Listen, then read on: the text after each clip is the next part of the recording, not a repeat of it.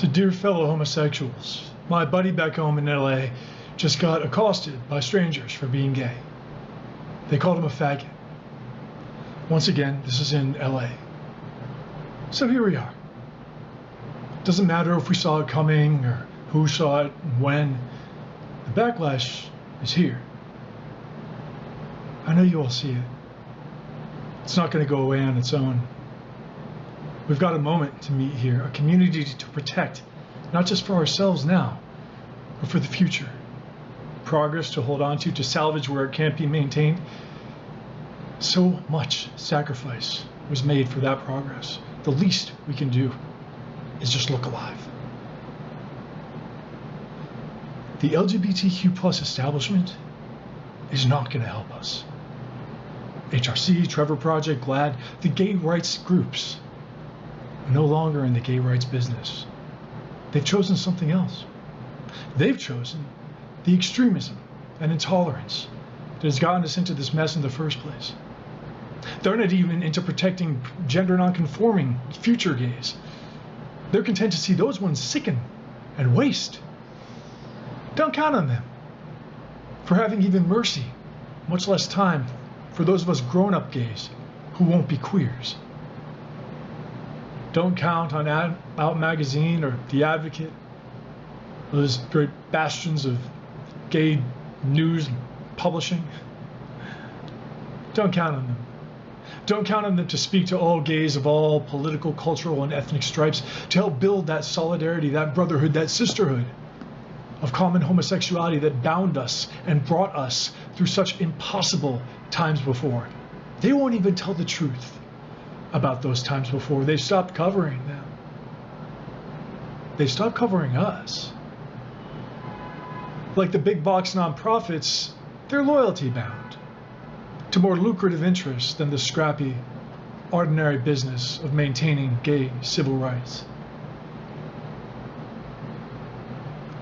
Ask anyone of the melon-faced little politicos at the NGOs, what should we do?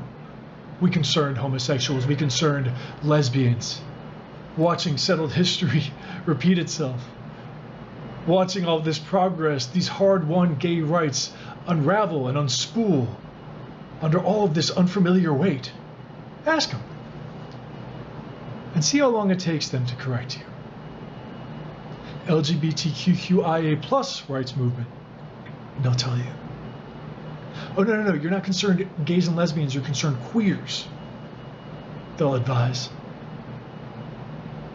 Yeah, we can sink further into this mire. We can let ourselves be dragged down further. Gays who have succumbed to cowardice, gays who are desperate to stay a serf on the mainstream, gays who like fitting in. I get it.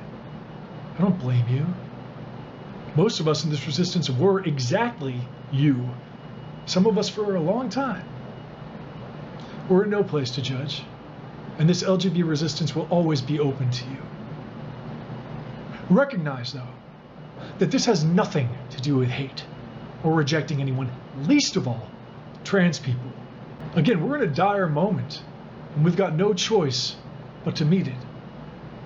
So this isn't about anything at all, except protecting each other and the next generation from the fallout from this hijack, from the backlash to it, which we're seeing already. No political parties, no cooperations, no pop and flash and fashion, no validation, no safe spaces, no journeys, no parades, no self-celebrations for no reason. Those things haven't been our downfall, but they're what our downfall came dressed up in. We need to come together now, before things get worse, before this emerging homophobic renaissance starts to get codified, starts to do more than just harass and yell, starts to gay bash again, starts to kill again. And use this time in between to figure out how we deal with this crisis, how we right our ship and preserve what was given to us for the next generations of gays, lesbians, bisexuals. What was won for us, I should add, a tremendous sacrifice, often ruinous sacrifice. What was won for us by gays and lesbians who knew that they themselves would not live so long as to see their courageous and those often ruinous efforts bear fruit. So it's not just for us. It's about something else. It's about how we look in the face of those generations of gay men and women who have yet to grow up when it's time for them to come out. Worse, how can we look in the face of those young gays and lesbians who are right now, today, looking at what is being sold as queer life, seeing no reflections of themselves in it, and turning around back into the closet, staying there? How can we blame them? How will we blame them when bullshit like what happened to my buddy back in LA becomes the norm? And it will. It won't fix itself. That's what's at stake. I don't have the solutions, and I shouldn't. The solutions are out there. They are ours to find together. And you all know that we've killed bigger dragons in the past. But we've done it when we've done it together, complete with all of our differences and our infighting and our conflicts.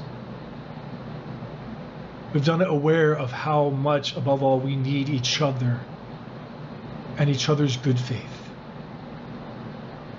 Resist.